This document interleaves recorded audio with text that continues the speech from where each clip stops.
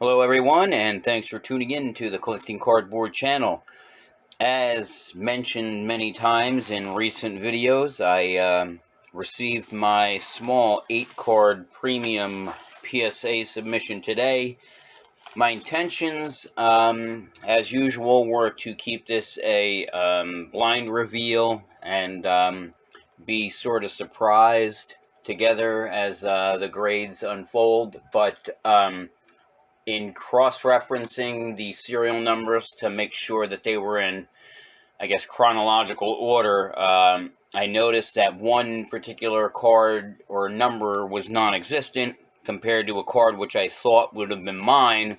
Long story short, I saw that the Jason Tatum checkerboard did not meet my minimum grade request of PSA 10, which listen, nobody's perfect. It is conceivable that I overlooked something, but unless that is the case, and I did overlook something, this card was absolutely spot on, gorgeous, perfect.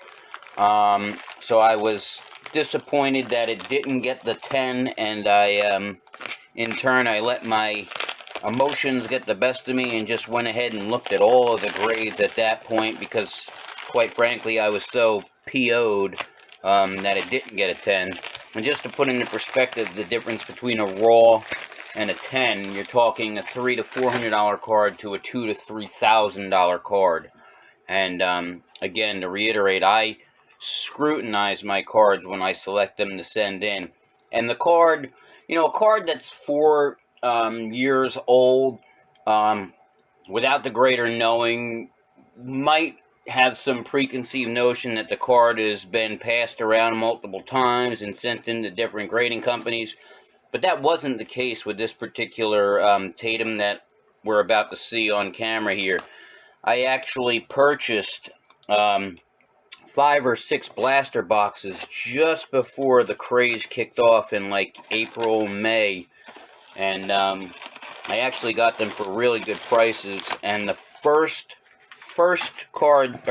pack had the Tatum checkerboard in it, and I couldn't believe it. But at any rate, let's get into this and see what the grades are, what we got, and what cards. First card up is a Ja Morant Optic Holo.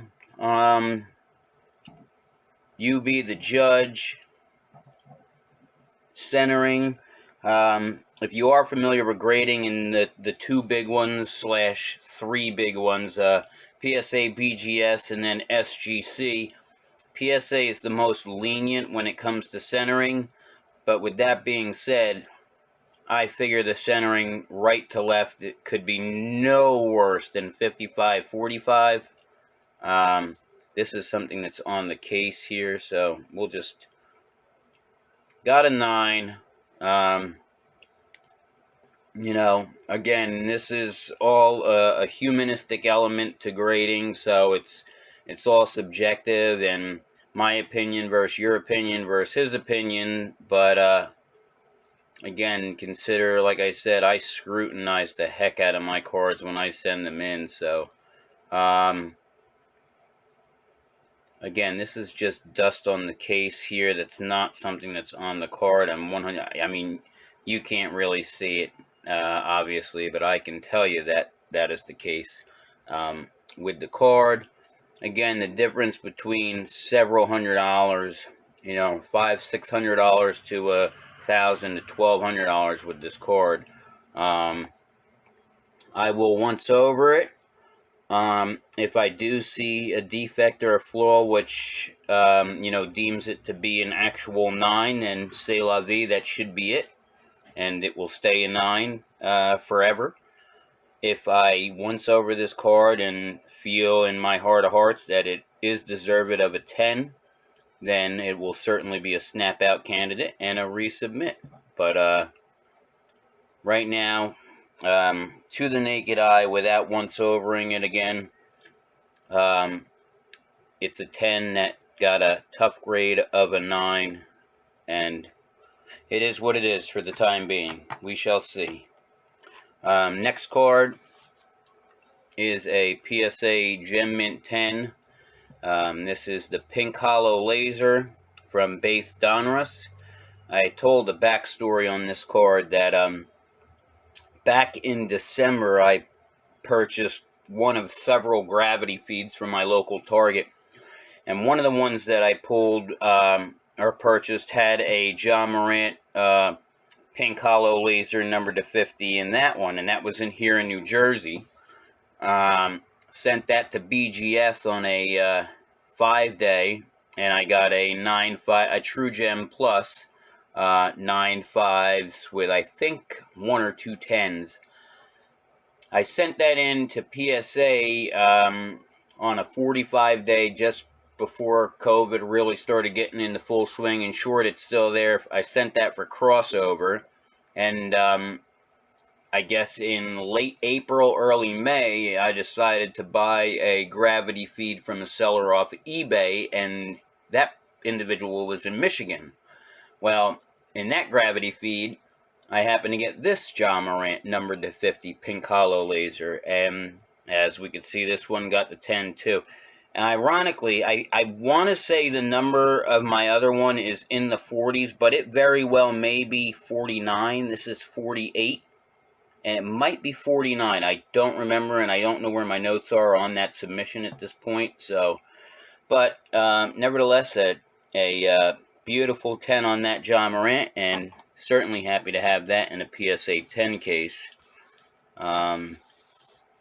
Next card up is a Zion Blue Velocity Gem or Mint 9.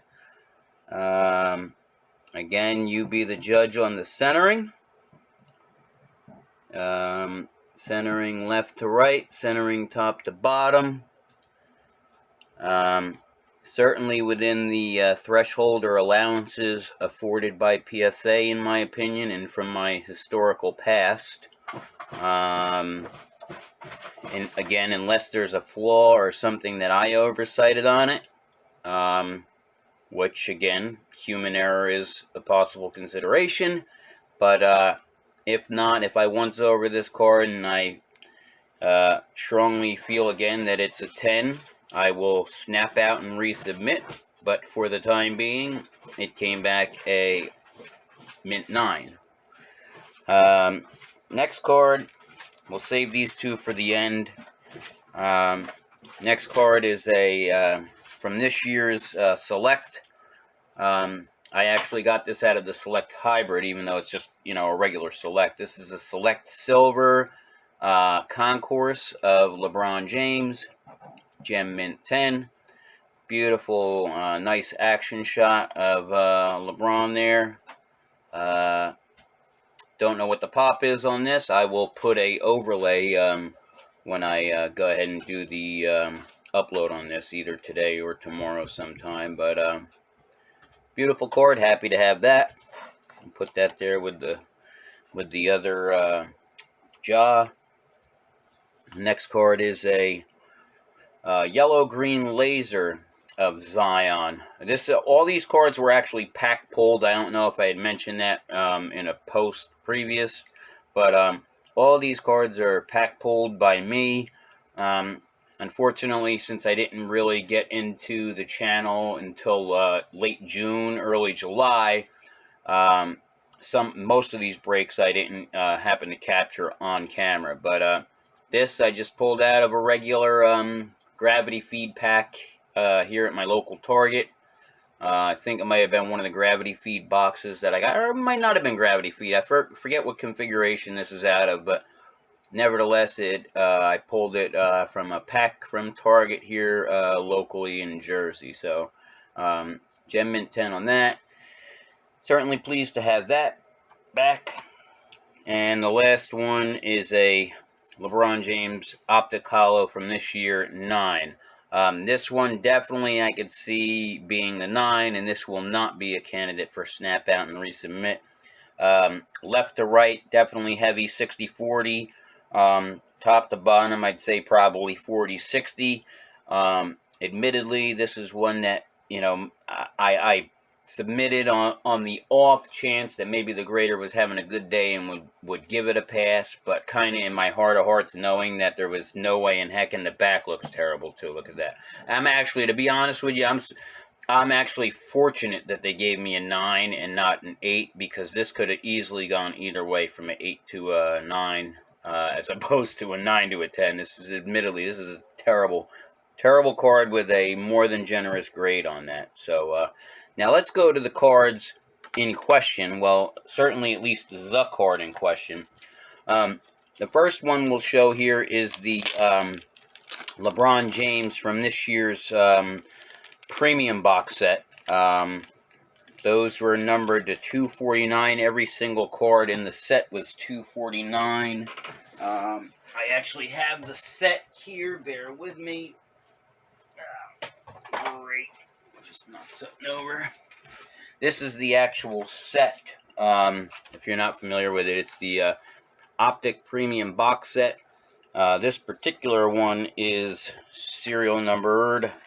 Oh, it's on the inner sleeve. Oh, no, here it is. It's 165 of 249. Every single card in the entire set, including the rated rookies, were numbered to 240. One of, 001 to 249.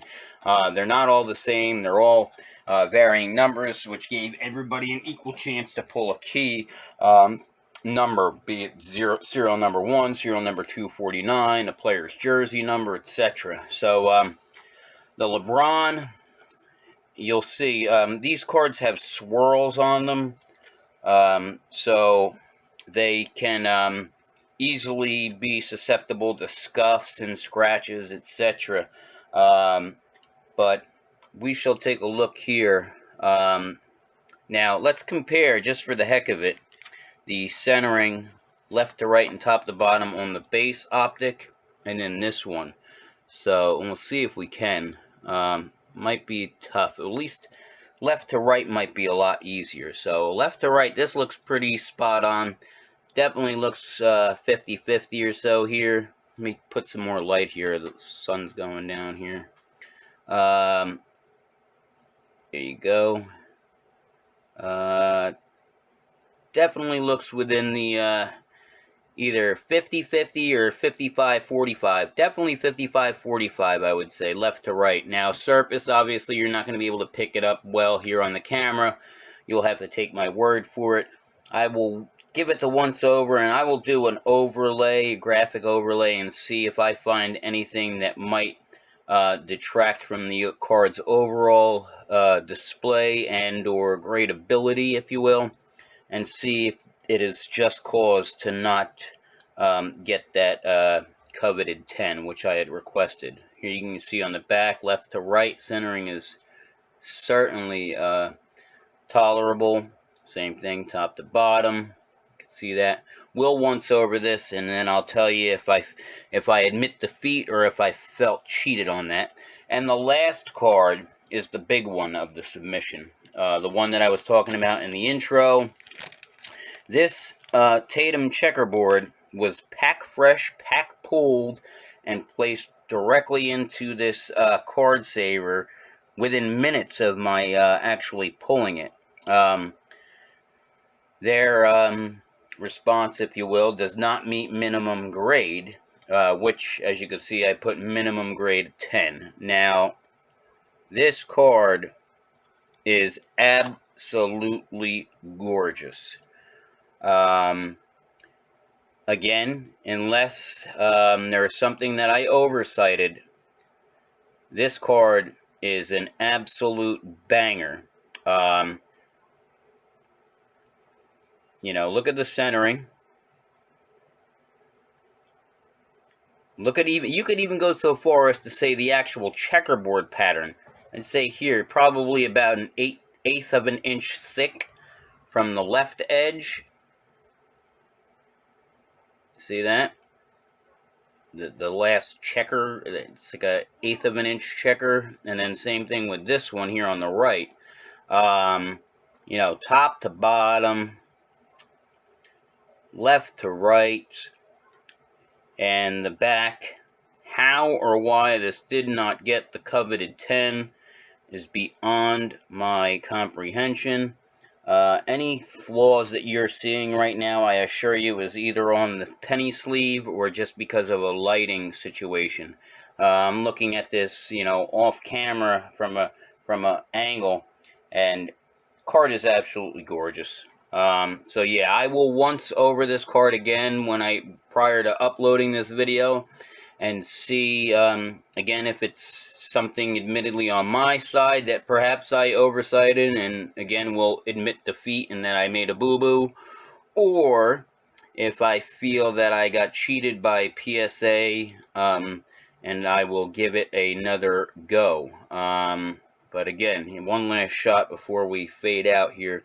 You tell me what you think. I mean, again, obviously with what little visual capabilities you've been afforded. You tell me what you think. What do you think there, guys? Is that a banger or is that not a banger? Left to right. See that? Top to bottom. And the back. I don't know, folks. I think I got the short end of the stick on this one. So, but at any rate, that's the submission. That's the video. Please drop a comment, like the video, tell me what you think about the submission overall. I did get confirmation that I have a 1-card submission that just popped. Actually, it wasn't a 1-card, it was a 47-card that unfortunately one card that I submitted in that order didn't fall into the ultra modern category. So it was from 1998, and it was a Tracy McGrady, and that's the card in question. It's a 1998 Tracy McGrady Upper Deck Emerald First Edition or something like that. At any rate, that came back a PSA 10, or popped a PSA 10, but we're not going to have that one until my 46 other additional cards pop, which hopefully that'll be within the next few weeks. I also have the 115 card order out, and I have a 104 card order out too. Getting ready to get together another submission and get that off either tomorrow or sometime this week. So again, to my subscribers, many thanks for following along on the Collecting Cardboard channel. Appreciate it as always. To those who might be new here for the first time checking this out, please, by all means, I invite you to come along and subscribe to the Collecting Cardboard channel.